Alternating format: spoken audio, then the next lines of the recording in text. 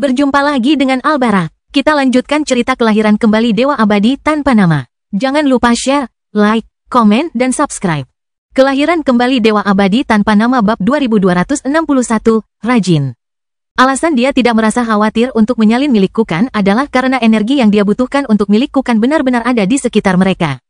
Yang paling tidak dimiliki oleh alam abadi adalah Ki Hampa. Jangankan menyalin sebagian kecil, bahkan membangun kembali salinan keseluruhannya akan semudah bernapas. Dion hanya perlu melakukan satu hal untuk membuat segalanya lebih mudah bagi dirinya sendiri.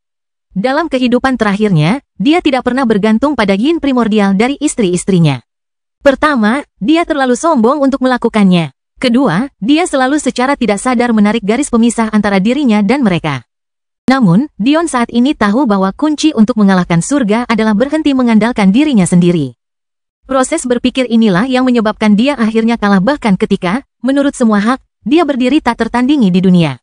Sungguh memalukan, aku benar-benar harus menyegel yin primordial istriku sendiri karena aku terlalu lemah. Dion terkekeh sendiri, menganggap masalah itu cukup lucu dalam beberapa hal. Ayo. Pada saat itu, dunia batin Dion mengalami pergolakan saat yin primordial Luna perlahan bangkit dari tanah.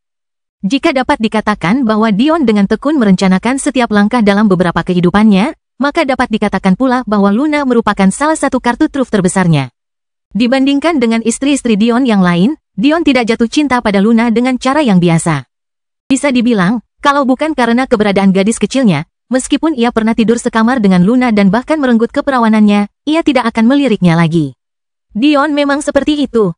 Ia tidak dikhianati Luna hanya dalam satu kehidupan, tetapi dua kehidupan. Wanita seperti ini bukanlah wanita yang biasanya akan ia beri kesempatan kedua. Namun, ia memiliki hati yang lembut untuk putrinya.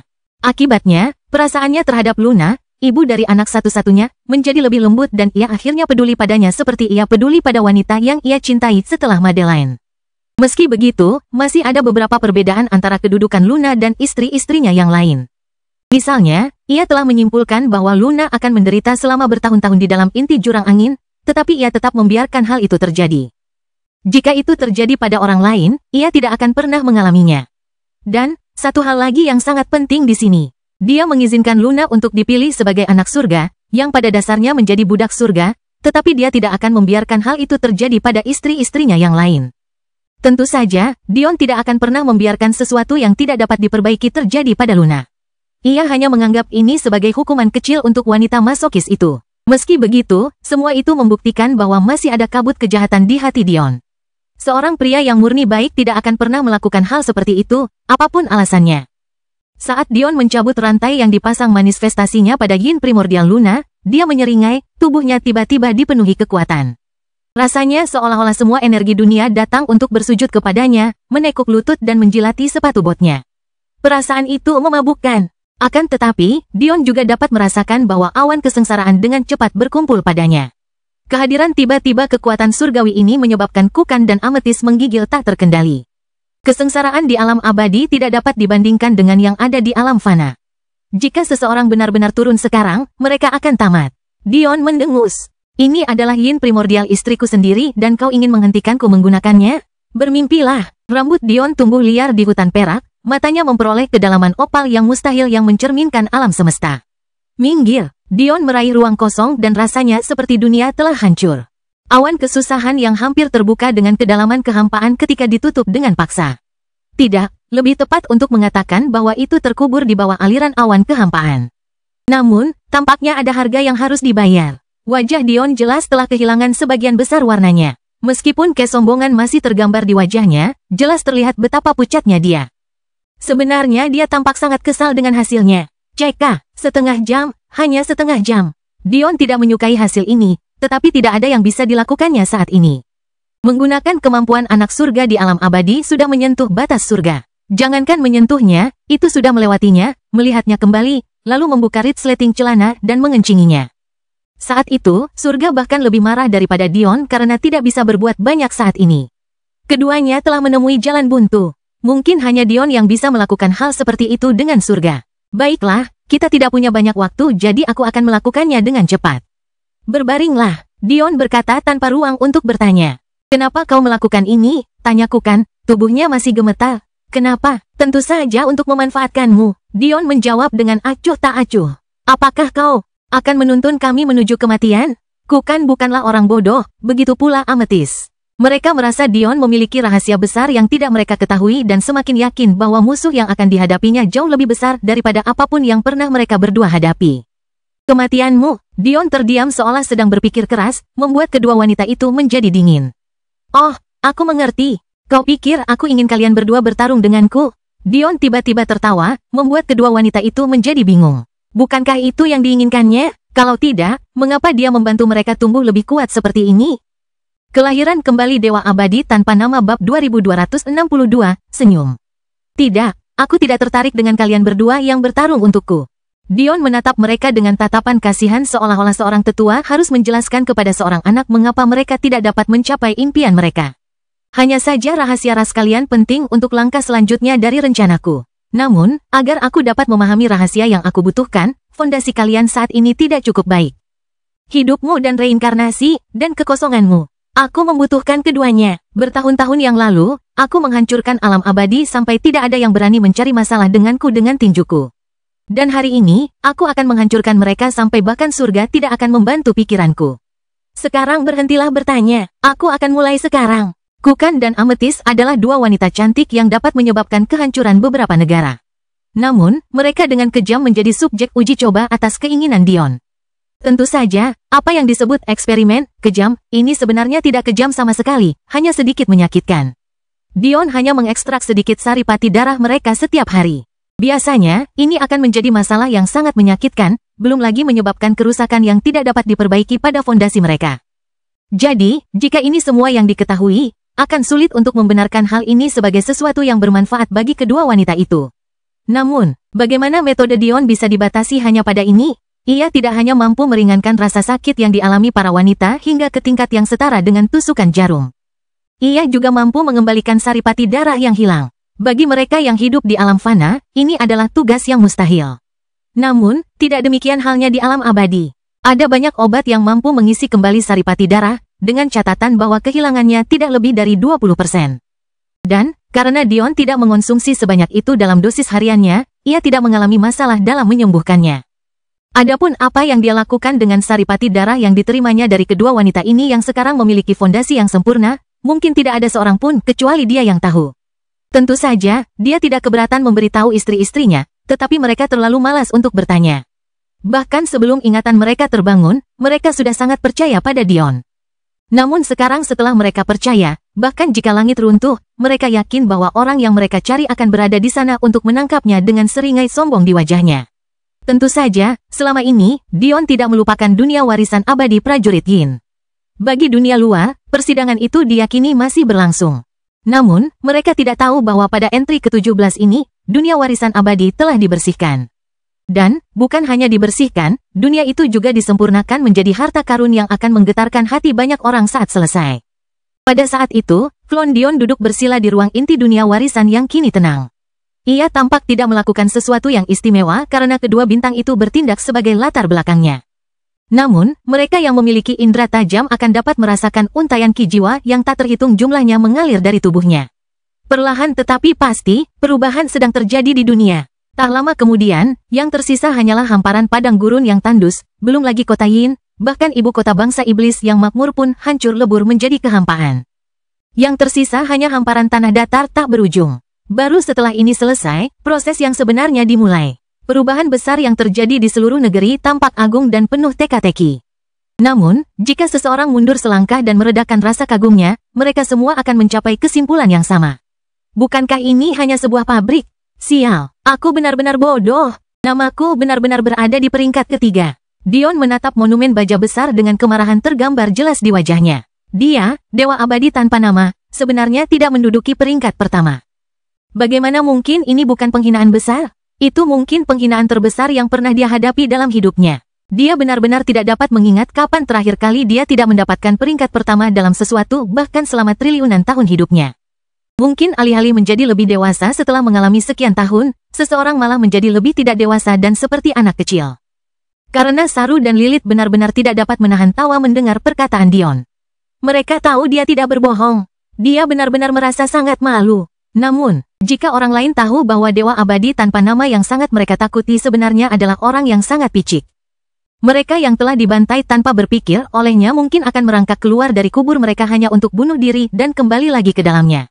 Lihatlah kalian berdua, menertawakan suami kalian. Apakah ini sebabnya kalian mengirim klon kalian bersamaku? Tanya Dion, jelas sedikit tidak puas. Tertawa, apa maksudmu? Lilith mengerjap polos. Saru yang tidak begitu tahu malu, memalingkan muka dan berpura-pura tidak mendengar apapun. Tapi, kalau aku tertawa, itu karena kebetulan suamiku adalah orang yang picik sehingga dia mengirim klon ke tempat seperti ini hanya agar dia bisa menindas juniornya. Begitukah? Dion mendengus dengan nada sok suci. Aku punya rencana besar, setiap langkah yang kuambil adalah yang terpenting. Bagaimana mungkin aku bisa membuang-buang waktu tanpa alasan? Dion berdeham sekali lagi sebelum Lilith mendapat kesempatan berkata apa-apa lagi. Semut gunung pedang pil, suaranya seperti aliran deras yang menggelegar. Bahkan Dewa Abadi biasa pun tidak mungkin membuat keributan sekeras itu dalam satu tarikan napas. Tidak diketahui hukum misterius apa yang digunakan Dion, tetapi benar-benar terasa seolah-olah langit runtuh pada saat itu. Dengan bunyi dentang, sebuah kuali emas kecil dengan angka 3 tertulis di atasnya jatuh menghantam tanah, memantul beberapa kali sebelum mendarat tegak. Menurutku peringkat ini hanya sampah. Kirim saja sampahmu dan aku akan membuangnya dengan benar. Dion menyeringai, sudah saatnya permainan ini dimulai. Dia akan bermain dengan pesawat abadi itu sampai mati atau sampai dia bosan. Kelahiran kembali Dewa Abadi tanpa nama bab 2263, sarung tangan. Apa yang baru saja terjadi benar-benar tak masuk akal, banyak orang bahkan tidak mampu bereaksi kali ini. Tempat ini adalah pasar para alkemis, dan juga memiliki pusat hiburan dan kompetisi yang hebat. Namun, tempat ini selalu menjadi tempat yang sangat tenang. Bahkan ketika berbicara di antara mereka sendiri, teman-teman dan bahkan saingan akan merendahkan suara mereka jika mereka tidak keberatan jika orang lain mendengar kata-kata mereka. Atau menggunakan penghalang suara agar tidak mengganggu orang lain. Ini adalah perkumpulan alkemis kelas atas. Mereka yang bisa menginjakkan kaki di sini sudah merupakan orang-orang terbaik. Yang mereka pedulikan selain orang banyak adalah sikap elegan dan wajah mereka. Kapan mereka pernah melihat pemandangan seperti itu? Seorang pria berteriak dengan sangat keras, sambil berdiri di depan prasasti paling suci di Gunung Pedang Pil mereka. Sungguh tidak terbayangkan. Setelah pulih dari keterkejutan mereka, banyak yang ingin menyerbu ke depan dan menggantung pria ini sebagai contoh bagi yang lain, tetapi sebelum mereka melakukannya. Bunyi dentang kuali emas membuat mereka benar-benar lengah. Banyak langkah maju yang tadinya maju dengan cepat terhenti mendadak. Kekuatan yang dimiliki kuali semacam itu tidak dapat disangkal, dan hanya ada 4 orang yang dapat memilikinya dengan angka 3 yang tertulis di atasnya. 1 dari ujian sertifikasi Stella, 1 dari peringkat yang mulia, 1 dari peringkat empirin, dan yang terakhir dari peringkat Dewa Alkimia. Fakta bahwa kuali emas 3 muncul di sini berarti salah satu dari 4 karakter itu telah datang. Namun, apakah itu 3 mulia, 3 empirin, atau Dewa Alkimia 3, gelar yang dipilih beberapa orang untuk memanggil mereka, mereka semua adalah tokoh terkenal di seluruh alam abadi. Jika salah satu dari mereka muncul, mereka tidak perlu menunggu kuali ini muncul sebelum mereka menyadari bahwa mereka berada di hadapan makhluk agung. Fakta bahwa mereka tidak hanya berarti satu hal. Inilah manusia yang muncul di stele ujian sertifikasi bertahun-tahun yang lalu. Pasar itu kembali hening. Tidak seorang pun tahu bagaimana harus bereaksi. Karena percaya, reaksi mereka membuat Dion merasa sedikit bosan. Dia benar-benar tidak menyangka mereka semua menjadi pengecut. Dia membawa kuali itu keluar untuk menghemat waktu sehingga dia bisa mencapai tujuan awalnya lebih cepat. Tetapi siapa yang tahu bahwa kemunculannya saja akan membuat mereka ragu sampai sejauh ini? Aku tahu seharusnya aku melakukan ini sejak awal. Dion menggelengkan kepalanya, bahkan tidak peduli dengan kuali di tanah. Jangankan kuali 3, bahkan kuali 1 pun tidak berarti baginya. Aku heran kapan terakhir kali seseorang melakukan ini. Aku tidak keberatan mengajarkan beberapa hal kepada kaum muda. Dion berjalan ke arah prasasti mulia. Ia berdiri menjulang ke angkasa, membawa nama-nama pria dan wanita yang keberadaannya menciptakan gelombang dan menjungkir balikkan langit. Dan kemudian, dia menarik tinjunya ke belakang dan memukulnya. Paduan suara ledakan terdengar saat tinju Dion terus-menerus menghujani. Bagi masyarakat, ada 2 cara untuk naik peringkat. Yang pertama dikenal sebagai ujian kesempurnaan besar. Setelah mencapai tingkat keterampilan puncak yang mulia, seseorang dapat memilih antara sertifikasi normal dan ujian kesempurnaan agung. Mereka yang dapat melewati ujian kesempurnaan agung adalah pria dan wanita yang telah mencapai apa yang dianggap Gunung Pedang Pil sebagai kesempurnaan dalam suatu tingkatan. Tidak ada pil dalam tingkatan ini yang tidak dapat mereka buat dan kedudukan mereka, bahkan dibandingkan dengan empirin, dapat dianggap satu tingkat lebih tinggi. Mereka yang menyelesaikan ujian ini akan segera mendapatkan tempat di prasasti batu ini. Meskipun tempat ini berada di paling bawah, tetap saja tempat itu adalah sebuah tempat. Jelas tidak perlu dikatakan bahwa tidak semua yang mulia akan mendapatkan tempat di peringkat, hanya mereka yang memiliki nilai tertinggi yang dapat disebutkan di sini. Metode kedua diperuntukkan bagi para jenius ekstrim yang tidak perlu menunggu untuk mencapai tingkat puncak mulia. Para jenius ini dapat langsung menantang dan menjadwalkan pertarungan dengan lawan dalam daftar. Jika mereka menang, yang kalah akan turun satu peringkat dan peringkat mereka sebelumnya akan diambil. Akan tetapi, apa yang tidak diketahui oleh mereka yang disebut Dion sebagai pemuda, adalah bahwa ada metode tantangan ketiga. Metode itu sudah tidak digunakan selama bertahun-tahun karena metode itu sama saja dengan memusuhi seluruh dunia alkimia. Bahkan jika Anda berhasil, Anda akan membuat marah orang-orang sezaman Anda. Namun, menurut pendapat Dion, ini hanyalah kasus generasi yang menjadi lemah seiring berjalannya waktu. Jika Anda tidak puas dengan kekalahan Anda seharusnya menjadi lebih baik. Jika Anda tidak ingin kalah, maka bekerjalah lebih keras. Dalam benaknya, segala sesuatunya selalu sesederhana ini. Namun sekali lagi, mereka yang melihat dunia dari atas tidak punya waktu untuk memikirkan orang-orang kecil. Tinju Dion terus menghujani Stella. Tak lama kemudian suara dentuman tumpul berubah menjadi teriakan nyaring yang memenuhi langit. Prasasti itu mulai bersinar putih, lalu keemasan, lalu merah keemasan yang mengguncang langit. Ini adalah tantangan Gauntlet Mulia. Itu adalah provokasi yang bergema di alam abadi. Tantangan sarung tangan mulia. Hanya kata-kata ini saja yang mengguncang jiwa para pria dan wanita di sini. Itu adalah tantangan paling ganas yang pernah ada. Tentu saja, ini bukan karena pertumpahan darah. Bagaimanapun, ini adalah tempat tinggal para alkemis. Yang paling mereka hargai adalah keanggunan dan wajah mereka. Menemukan alkemis seperti Dion yang mencintai darah dan perang sama sulitnya dengan naik ke surga. Ada alasan lain mengapa tantangan ini dianggap biadab, dan itulah alasan mengapa hal ini dianggap sebagai provokasi bagi seluruh dunia alkimia. Gauntlet ini mungkin akan menyebabkan terhapusnya setiap nama dalam peringkat. Kelahiran kembali Dewa Abadi tanpa nama bab 2264, Prasasti. Benar sekali, ketika seseorang memulai Gauntlet, mereka yang tidak muncul untuk tantangan tersebut akan terhapus, mereka yang kalah dalam tantangan tersebut akan terhapus. Dihapusnya nama seseorang bukan saja merupakan suatu penghinaan yang besar, tetapi juga kerugian yang nyata. Terhapusnya nama seseorang tidak semudah jatuh dari peringkat. Seseorang akan kehilangan sertifikasi dari Pilsworth Mountain dan peringkatnya saat ini akan dilucuti. Satu-satunya cara untuk mendapatkan kembali kedudukan ini adalah dengan lulus sertifikasi sekali lagi. Ini mungkin terdengar sederhana, tetapi sebenarnya tidak.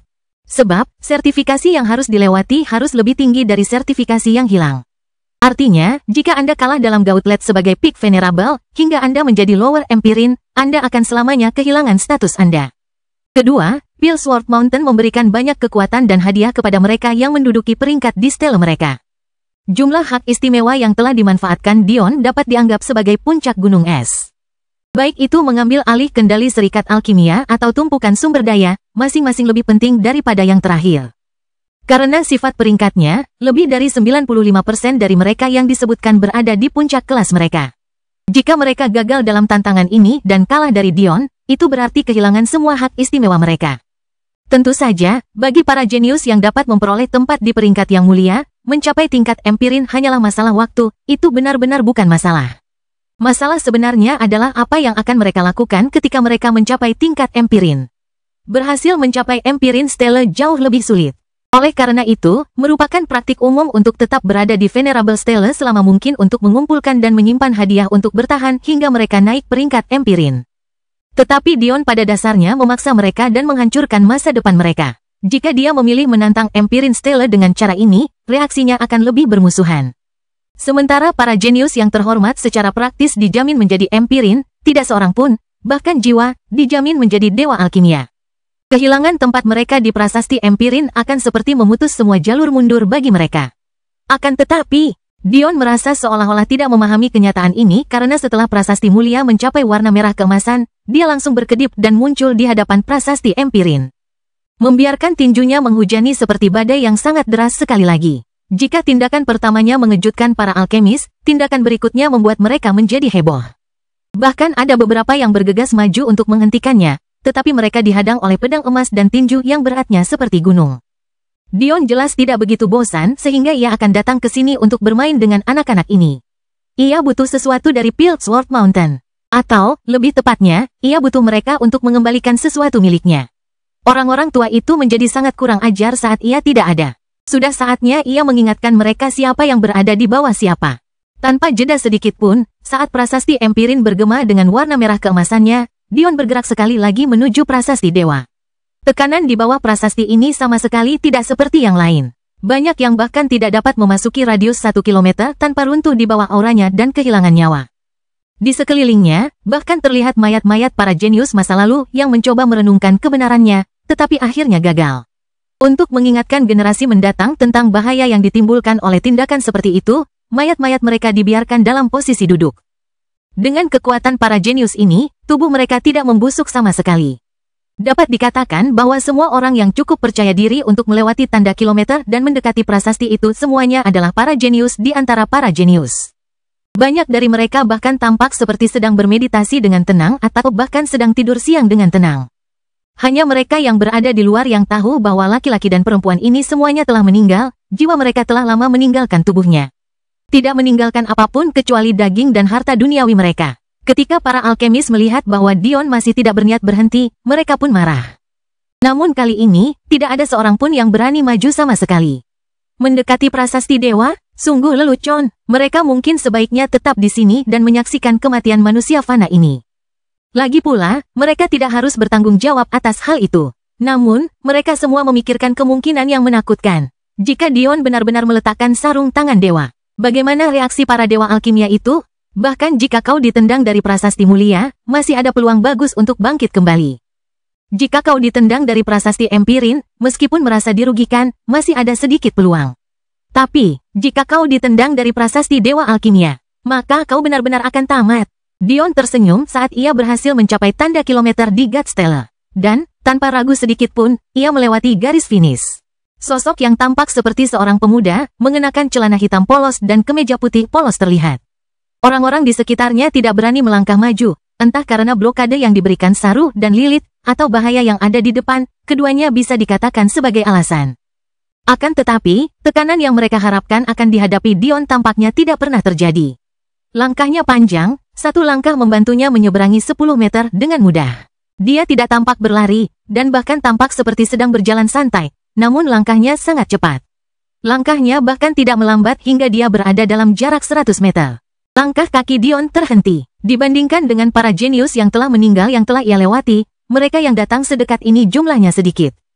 Namun, meskipun demikian, masih ada segelintir. Mereka semua menunjukkan ekspresi bangga di wajah mereka. Meskipun beberapa orang jenius di belakang Dion berhasil menjaga martabat dan ketenangan mereka dalam menghadapi kematian, banyak yang lain memiliki ekspresi tidak mau, dendam, dan kebencian. Kelahiran kembali Dewa Abadi tanpa nama bab 2265, bersinergi. Benar, mereka membenci prasasti itu, merasa kesal karena dipandang rendah oleh mereka. Dari sudut pandang mereka, prasasti itu mencibir mereka dari kejauhan, memberitahu mereka bahwa mereka tidak layak berada di level mereka.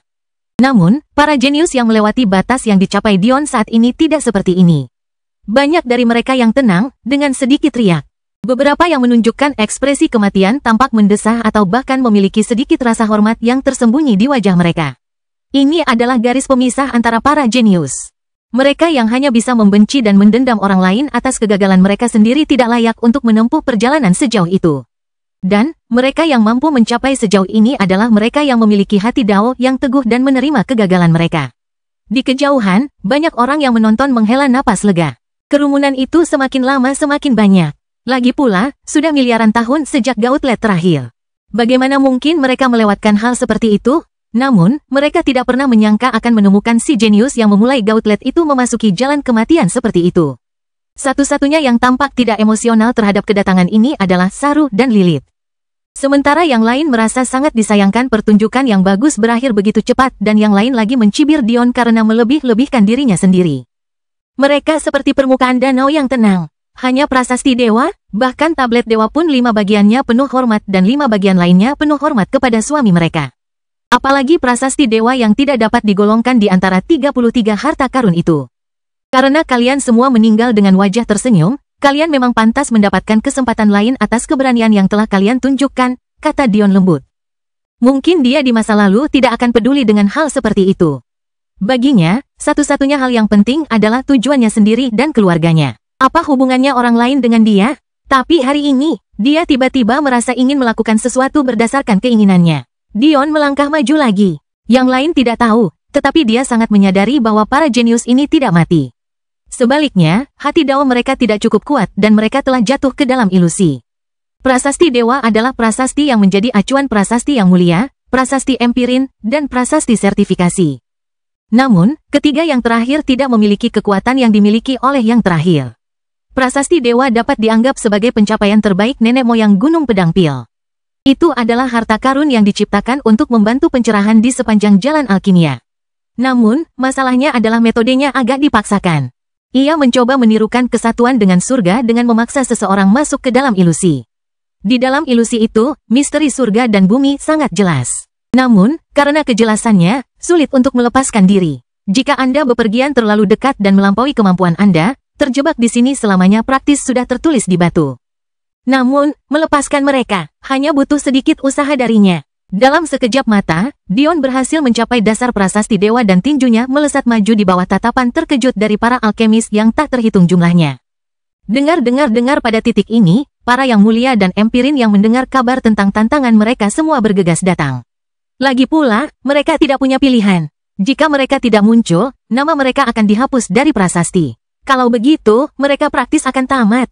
Mereka benar-benar tidak tahu siapa yang berani melakukan hal seperti ini. Tetapi sebelum mereka bisa melampiaskan amarahnya, mereka mendapati Dion sedang memukul prasasti dewa.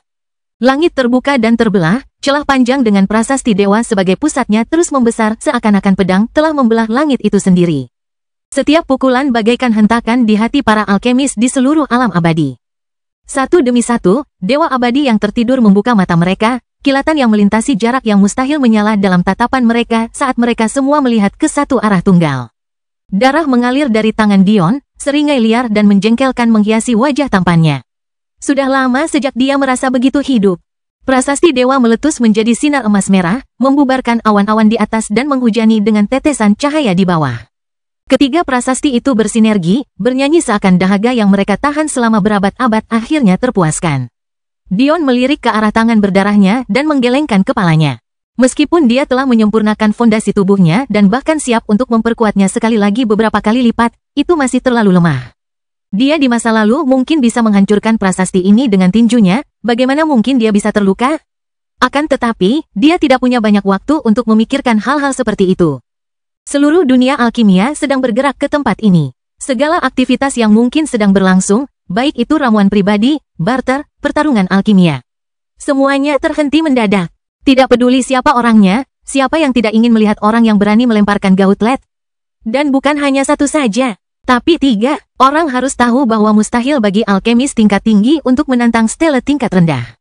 Ujian akan kehilangan semua makna jika hal seperti itu mungkin terjadi. Ini berarti bahwa satu-satunya orang yang dapat menantang ketiga stele adalah orang yang, paling banter, adalah seorang alkemis dari stele mulia. Seorang alkemis dari stele mulia menantang dewa abadi? Konsep terbelakang macam apa itu? Namun kenyataannya adalah bahwa meskipun sebagian besar memiliki perasaan tidak percaya dan ragu, mereka tetap mengerti bahwa meskipun seseorang dapat menantang yang mulia atau prasasti empirin tanpa apapun kecuali kesombongan yang berlebihan dan sedikit kebodohan. Bahkan menyentuh prasasti dewa adalah hal yang mustahil bagi sebagian besar alkemis. Mungkin hanya ada beberapa orang per generasi yang mampu melakukan hal seperti itu. Dan, di antara mereka yang baik, jumlah yang dapat meluangkan energi dan ketenangan pikiran untuk membunyikan prasasti itu bahkan lebih sedikit lagi. Kelahiran kembali Dewa Abadi tanpa nama bab 2266, marah. Pada akhirnya, mungkin tidak lebih dari segelintir orang per generasi yang memiliki kemampuan seperti itu. Seperti ini, bahkan jika tantangannya gagal. Berapa banyak dari mereka yang benar-benar berhak berbicara tentang apakah Dion melebih-lebihkan dirinya sendiri atau tidak? Tentu saja, manusia adalah orang munafik. Dan, ini terutama terjadi saat mereka sedang marah. Para yang mulia dan empirin yang telah dipaksa turun oleh provokasi terang-terangan Dion merasa terkekang dan tidak punya tempat untuk melampiaskan amarah mereka. Kepada siapa lagi mereka akan melampiaskannya jika bukan kepada Dion?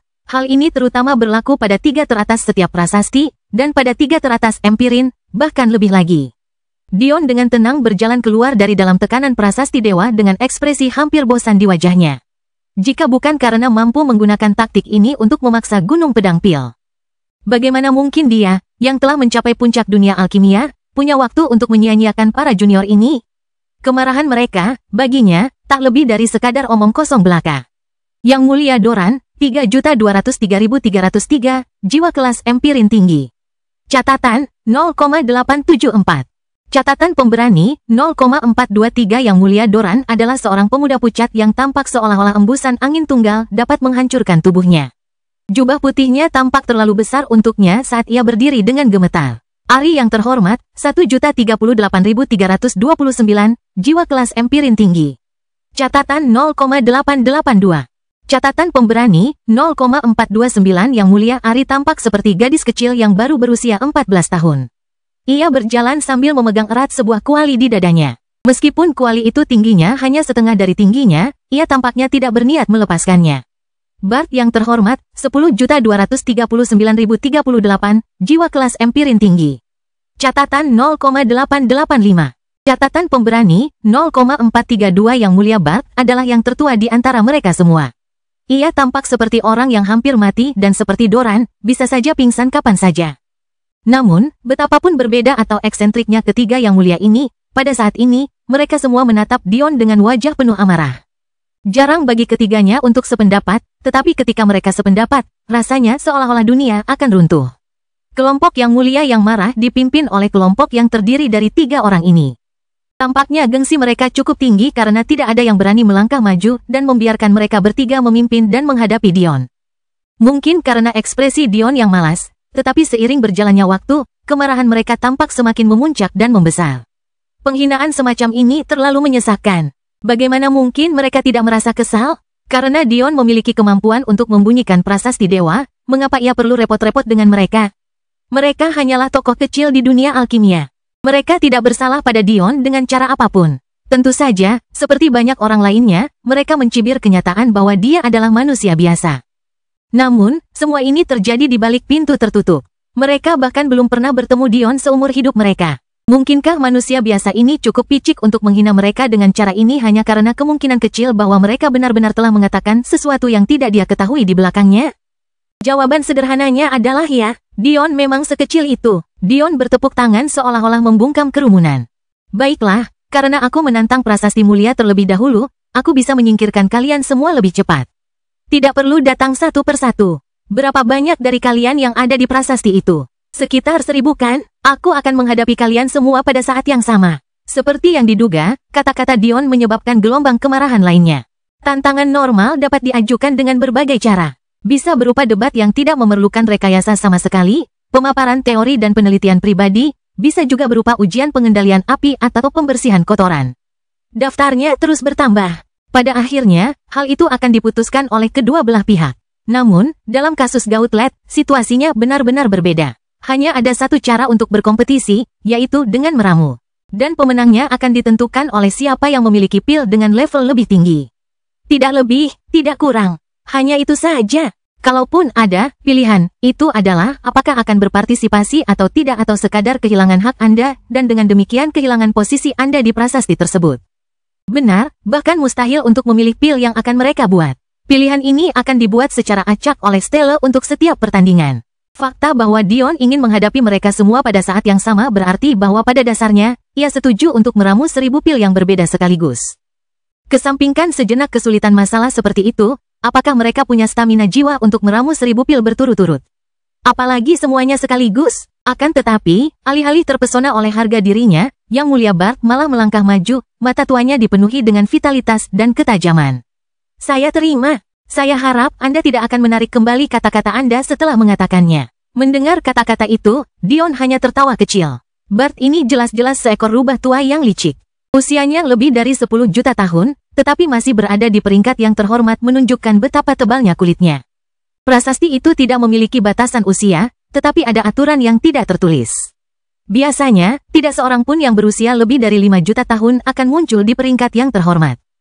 Lagi pula, Ari dan Doran bahkan belum berusia setengah dari usianya. Namun, jelas bahwa lelaki tua ini tidak peduli dengan wajahnya. Ia tahu bahwa ia tidak akan memiliki banyak peluang di peringkat empirin, jadi ia bertahan dari ejekan dan tetap berada di stele mulia. Tentu saja, melakukan hal ini tetap mustahil jika ia tidak memiliki dukungan yang kuat. Jika tidak, pengucilan yang akan ia hadapi saja sudah cukup untuk melumpuhkan masa depannya. Kelahiran kembali Dewa Abadi tanpa nama bab 2267, sarung tangan. Dion tidak membutuhkan lebih dari sepersekian detik untuk memahami kebenaran ini dan menyadari bahwa lelaki tua ini pastinya menyembunyikan pisau tajam di dalam sosoknya yang lemah itu. Namun, apa hubungannya ini dengan Dion? Sekalipun dia telah menghabiskan hampir semua kekuatan jiwanya dan tidak dapat dianggap memiliki sedikit pun dari kekuatan itu yang tersisa. Stamina jiwanya masih dapat membuat malu banyak dewa abadi bawah. Dia sudah bisa meramu pil kelas empirin dengan jiwa manusia. Dan sekarang dia memiliki jiwa kelas empirin. Apakah ada ketegangan dalam hal ini?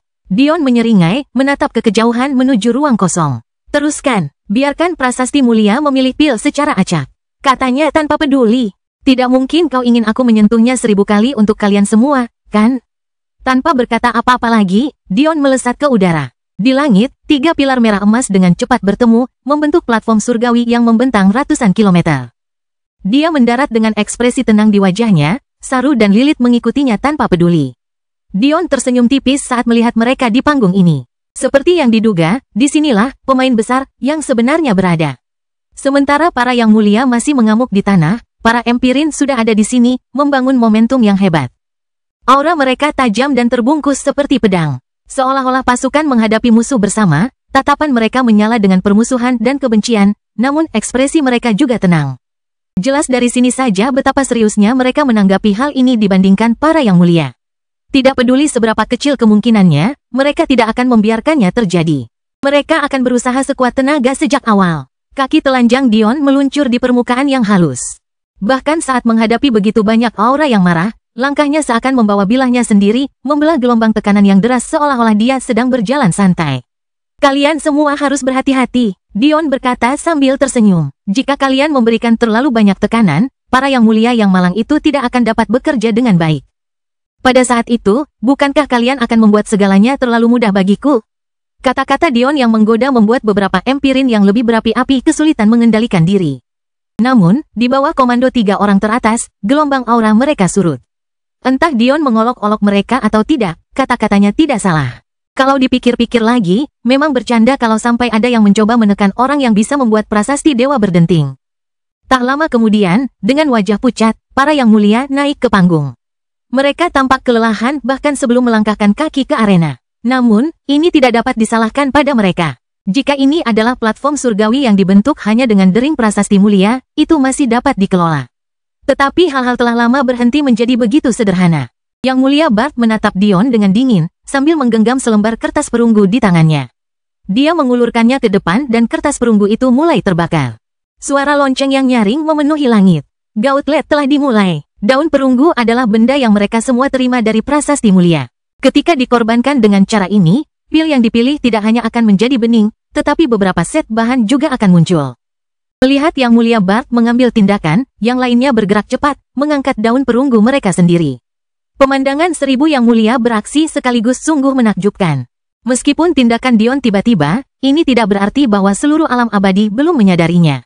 Sebuah gauntlet adalah kejadian yang sangat langka, dan pil Sword Mountain pasti akan memanfaatkan kesempatan itu untuk meningkatkan profil mereka dan menghasilkan uang. Akan tetapi, tidak seorang pun penonton yang menyaksikannya dapat membayangkan bahwa Dion benar-benar akan menantang semua yang mulia ini sekaligus. Dion dengan tenang menyaksikan dengan kedua tangan terkepal di belakang punggungnya. Pandangannya berkedip, dengan cepat mengamati dan mengingat nama-nama masing-masing pil yang dipilih oleh prasasti mulia. Pada saat itu, semua nama pada prasasti mulia menyala sekaligus dan goresannya mulai terbakar. Ini tidak hanya menandakan bahwa gauntlet telah dimulai, tetapi juga batas waktu. Mereka harus menunggu hingga huruf terakhir dari nama mereka terbakar habis untuk mengalahkan Dion. Begitu pula, Dion hanya punya waktu selama ini untuk meramu pil-pil itu juga. Gelombang di dalam hegemon Phoenix. Pada saat ini, banyak tetua menyaksikan dengan alis berkerut. Mereka baru saja menerima tamu dari penguasa bergengsi lainnya ketika kejadian mendadak ini terjadi. Jelas saja, hegemon peri telah menghabiskan beberapa tahun terakhir mencoba menarik hegemon lain ke dalam rencana mereka. Meskipun banyak yang setuju, masih banyak lagi yang tidak mau mengambil langkah apapun ke dalam perairan yang keruh ini. Akibatnya, hegemon Phoenix terpecah menjadi dua dalam masalah ini.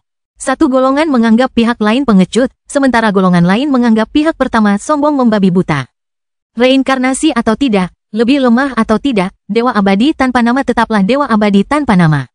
Pada saat itu, aula utama Phoenix Hegemon tengah terlibat dalam perdebatan sengit. Penatua Agung Jeana, dari klan Phoenix Api, dan Penatua Agung Imagne, dari klan Phoenix S, berada di depan sekali lagi. Keduanya adalah wanita cantik tengah wanita tua, dan keduanya telah menjadi rival seumur hidup. Dan, jelas, keduanya menolak untuk berkompromi dalam masalah ini. Gilpin, dari Hegemon Peri, menyaksikan kedua wanita itu beradu dengan ekspresi getir. Ia merasa ini akan berlangsung lama, tetapi ia tidak menyangka semuanya akan terhenti mendadak dengan pengumuman tiba-tiba dari Pilsworth Mountain. Seseorang telah menantang Gauntlet, kelahiran kembali Dewa Abadi tanpa nama bab 2268, Fana.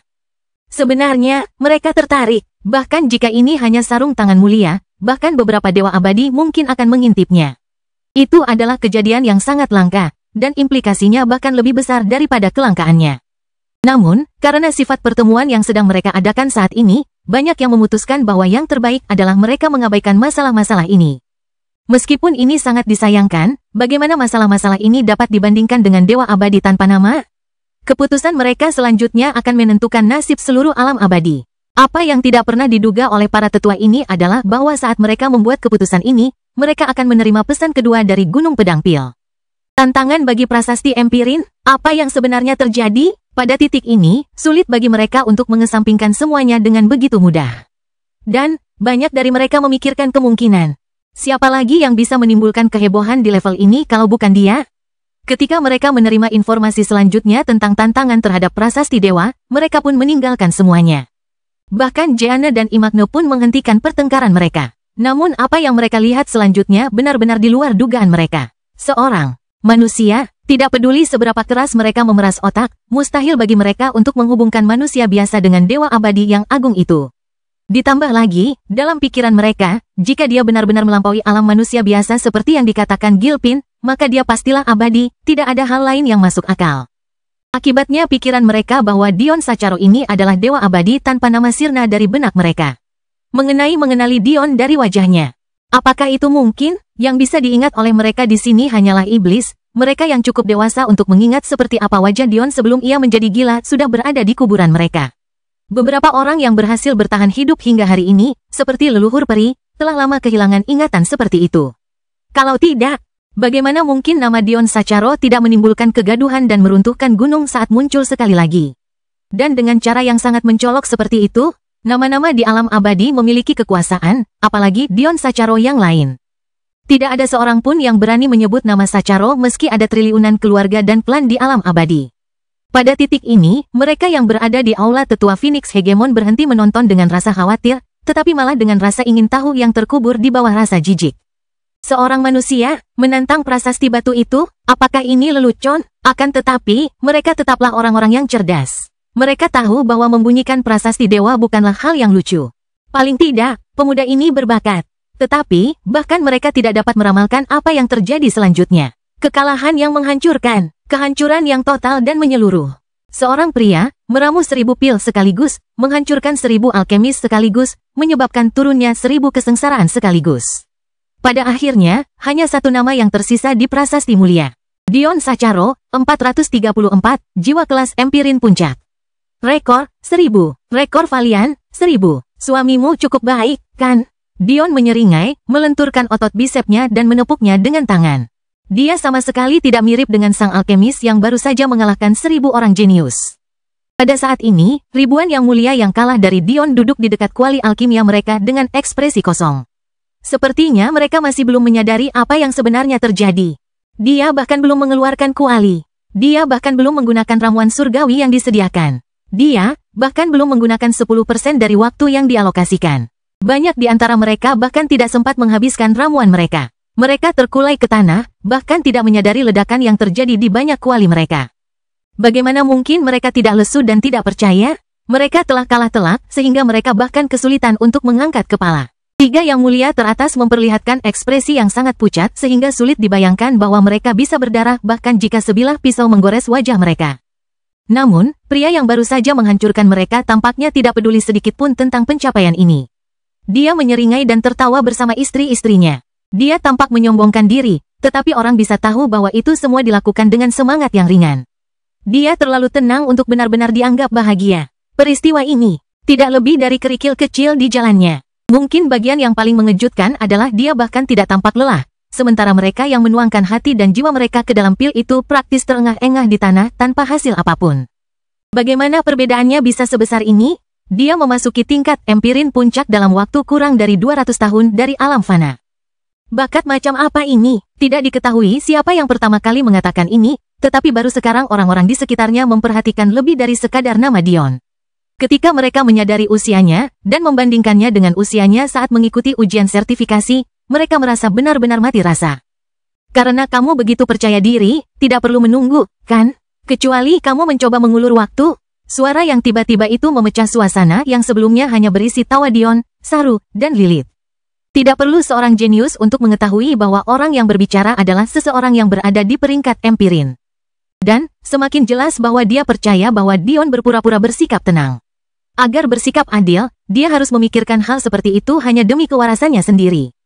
Dia harus menemukan cara untuk menipu dirinya sendiri agar percaya bahwa semuanya akan baik-baik saja, bahwa dia mempunyai kesempatan. Bahwa kerja kerasnya selama beberapa juta tahun tidak akan sia-sia di sini dan saat ini. Oh, Dion tersenyum dingin. Sepertinya beberapa orang masih melebih-lebihkan diri mereka sendiri. Baiklah, kalian bisa berkumpul lagi. Tidak peduli apa yang dipikirkan pria itu sebelumnya, dia merasa dunia telah berhenti total. Bersatu, lagi, apakah ini semacam lelucon? Kelahiran kembali Dewa Abadi tanpa nama bab 2269, Mimpi. Mungkin menghadapi 1000 yang mulia sekaligus masih masuk akal. Paling tidak, seseorang yang berani menantang bahkan prasasti dewa seharusnya mampu melakukan hal ini. Meskipun masih sangat mengesankan, itu tidak sampai menyebabkan mereka yang akan datang berikutnya jatuh ke dalam keputusasaan yang tak berujung. Paling tidak, bagian terbesar dari keputusasaan ditinggalkan bagi yang mulia yang baru saja kalah dan empirin berada di peringkat paling bawah prasasti empirin. Namun, menghadapi 1000 empirin sekaligus, hanya dewa alkimia sejati yang berani melakukan hal seperti itu, dan bahkan saat itu. Seseorang harus memahami bahwa tidak seperti prasasti mulia dan prasasti empirin yang semuanya diisi dengan level puncak dari tingkatan mereka, tidak ada banyak dewa abadi. Prasasti dewa memiliki segala macam dewa abadi dari yang rendah hingga yang puncak. Hal ini saja seharusnya membuktikan betapa sulitnya melintasi penghalang menuju alam dewa alkimia, apalagi untuk mencapai prasasti itu sendiri. Akan tetapi, Dion tampaknya tidak bercanda, juga tidak menggertak. Sekali lagi, kekuatan jiwanya melonjak maju seperti gelombang pasang yang tak berujung. Empirin yang berbicara langsung memucat. Bahkan jika dia bodoh, dia akan tahu sekarang bahwa Dion tidak menunggu waktu yang tepat. Bahkan, kesabarannya bisa dianggap sebagai tindakan kebaikan, memberi mereka lebih banyak waktu untuk menenangkan diri dan menguatkan hati mereka. Namun sekarang, dia bagaikan pedang terhunus, bilah tajam yang menyala dengan kehidupan.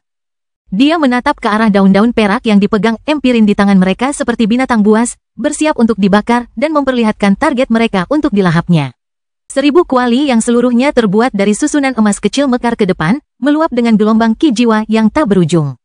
Senyum Dion semakin lebar, ribuan kualinya membesar secara eksplosif. Tidak lama kemudian, setiap kuali berdiameter lebih dari 20 meter. Para empirin yang menyaksikannya merasa lutut mereka lemas. Mereka tahu bahwa Dion sama sekali tidak membutuhkan kuali sebesar itu. Dia mengejek mereka, menginjak-injak wajah mereka dengan telapak kakinya dari atas. Mungkin jika mereka tidak memprovokasinya, semuanya akan baik-baik saja. Namun sekarang setelah mereka memprovokasinya, apakah masih ada kebutuhan untuk memberi mereka muka lagi? Peristiwa berikutnya membuat penduduk empirin merasa seolah-olah mereka tiba-tiba tenggelam dalam mimpi. Di Steles, ada 2 peringkat yang tersedia. Peringkat reguler dan peringkat gagah berani. Peringkat reguler mewakili peringkat gabungan seorang alkemis terhadap mereka yang ada di stele dan mereka yang tidak ada di stele. Peringkat Valian mewakili catatan seorang alkemis terhadap rekan-rekan yang berbagi stele dengan mereka. Tentu saja, peringkat teman sejawat berubah tergantung pada peringkat Anda. Singkatnya, mereka yang berada di peringkat 1000 hingga 101 dipisahkan menjadi kelompok yang terdiri dari 50 orang. Pada dasarnya, seseorang yang berada di peringkat 837 memiliki peringkat Valian yang ditentukan berdasarkan pertandingan mereka dengan mereka yang berada di peringkat 801 hingga 850. Mereka yang berada di peringkat di atas 101 akan dibagi menjadi kelompok yang terdiri dari 10 orang. Peringkat Valiant ini akan mengikuti seseorang sepanjang hidupnya di Stella. Jadi, bahkan jika Anda pindah ke kelompok lain, catatan Anda hanya akan terus dijumlahkan dan tidak akan pernah terhapus. Akibatnya, selain adanya tantangan yang tidak dapat ditolak, seseorang menghabiskan banyak waktu untuk kalah dari mereka yang berada di dekat barisan depan kelompoknya hingga akhirnya dapat bangkit dan mulai menggertak mereka yang berada di barisan paling bawah kelompoknya untuk memperbaiki catatannya dan terus naik ke atas. Berkat praktik ini, memiliki Valiant record sekitar 40% sudah dianggap luar biasa. Hanya mereka seperti 3 venerable teratas yang pernah dikalahkan Dion yang bisa memiliki Valiant record sebagus ini. Mereka adalah para jenius di antara para jenius, atau dalam kasus Bart, mereka adalah para veteran yang berpengalaman dan terlatih. Hal ini saja seharusnya menggambarkan kehebatan mengejutkan yang ditunjukkan Dion. Semua orang bisa melihatnya, jiwanya berada di puncak Empirin Grade. Dia sama seperti mereka. Meskipun 3 teratas dari prasasti mulia memiliki jiwa kelas Empirin tinggi, semua Empirin yang berada di dekat puncak hanya 1 langkah lebih tinggi. Jarak untuk menyeberang ke alam dewa abadi terlalu jauh. Mereka merasa bahwa dengan mereka semua berada di lapangan yang sama, mereka seharusnya memiliki kesempatan. Namun, ia seperti seekor kucing yang sedang bermain dengan tikus di lapangan. Kakinya tergantung di langit di atas leher mereka. Tidak peduli seberapa keras mereka berlari, setiap 100 langkah yang mereka ambil sama dengan 1 langkahnya. Jaika, sungguh kesalahan yang konyol. Suara Dion menggelegar. Saat kamu meramu pil lensa pupil es, menahan api adalah kesalahan paling amatir yang bisa kamu lakukan. Apa kamu benar-benar berpikir bahwa hanya karena itu adalah pil elemen es berarti ia takut pada api? Api adalah hal terakhir yang akan ditakutinya. Dan kamu, bagian terpenting dari pil fisik gravitasi adalah intinya. Inti pil itu harus sepadat bintang tetapi beberapa kali lebih kecil. Dengan kamu yang terburu-buru dalam tahap pemurnian ketidakmurnian seperti itu, bagaimana kamu bisa membuat pil itu mencapai masa kritis? Ya ampun, idiot lagi. Pil penguat hukum memiliki esensinya sendiri dalam namanya. Pil itu dimaksudkan untuk memperkuat hukum. Sasaran pertamanya adalah dantian yang menampung hukum. Sasaran keduanya adalah surga yang mengendalikan hukum. Keduanya membutuhkan energi pil agar mampu memasuki kondisi halus di mana ia dapat berinteraksi dengan keduanya. Kelopak jantung ilusi jelas merupakan bahan yang paling penting. Mengapa kau menghabiskan begitu banyak kemampuan mentalmu pada jiwa roh Ki yang meledak? Siapa yang peduli jika kau dapat memanfaatkan energinya jika itu bahkan tidak dapat diterapkan dengan benar? Kelahiran kembali Dewa Abadi tanpa nama bab 2270, tidak ada bedanya. Cara Anda memurnikan pil ini akan menghasilkan energi yang dibutuhkan, tetapi semua energi itu akan terpantul kembali ke dalam tubuh kultivator. Hanya sebagian kecil yang benar-benar akan masuk ke dantian dan sebagian yang lebih kecil lagi akan mampu berkomunikasi dengan surga. Dengan cara ini, reaksi yang dialami seseorang akan setidaknya 20% lebih tinggi dari hasil yang diharapkan. Apakah Anda mencoba membunuh pelanggan Anda? Ketika Dion pertama kali mulai berbicara, banyak yang berharap bahwa ia sedang mencaci maki dirinya sendiri. Bagaimanapun, suaranya tiba-tiba muncul entah dari mana dan ia terdengar seperti sedang mencaci maki dirinya sendiri. Namun, siapa yang mungkin menduga bahwa ia sebenarnya sedang menguliahi pesaingnya? Bagian yang paling mengejutkan adalah bahwa di bawah bimbingannya, para Empirin benar-benar meningkat pesat. Mereka tanpa malu-malu menerima ajarannya dengan harapan tipis bahwa ia akan tergelincir dan membiarkan mereka mempertahankan posisi mereka di peringkat. Seluruh alam abadi menyaksikan dengan ekspresi tercengang. Hanya saja, seberapa arogannya dia mengajari para pesaingnya, dan mereka benar-benar meningkat di bawah bimbingannya. Akan tetapi, melihat gerakan halus material di dalam ribuan kuali emas milik Dion, pikiran mereka hanya dapat dikekang. Sekali lagi, kesengsaraan mulai datang silih berganti. Kali ini, momentumnya jauh lebih kuat daripada yang dipanggil untuk pil mulia. Seolah-olah surga ingin mencabik-cabik tanah tempat Dion berdiri. Namun, dia berdiri di sana dengan senyum di wajahnya. Seolah-olah dia sangat yakin pilnya akan menghalangi semua yang ada di jalannya. Dia mengobrol dengan istri-istrinya seolah-olah masalah itu tidak ada hubungannya sama sekali dengan dirinya. Sekali lagi, ia hanya butuh waktu kurang dari sepersekian waktu yang dialokasikan untuk menyelesaikannya. Prosesnya tampak setenang angin dan selembut aroma bunga mawar. Pada titik ini, bahkan jika dunia kultivasi bersikeras untuk terus mengabaikannya, mereka hanya bisa dianggap bodoh karena melakukannya. Dalam sekejap, sekali lagi, hanya ada satu nama yang tersisa di prasasti itu.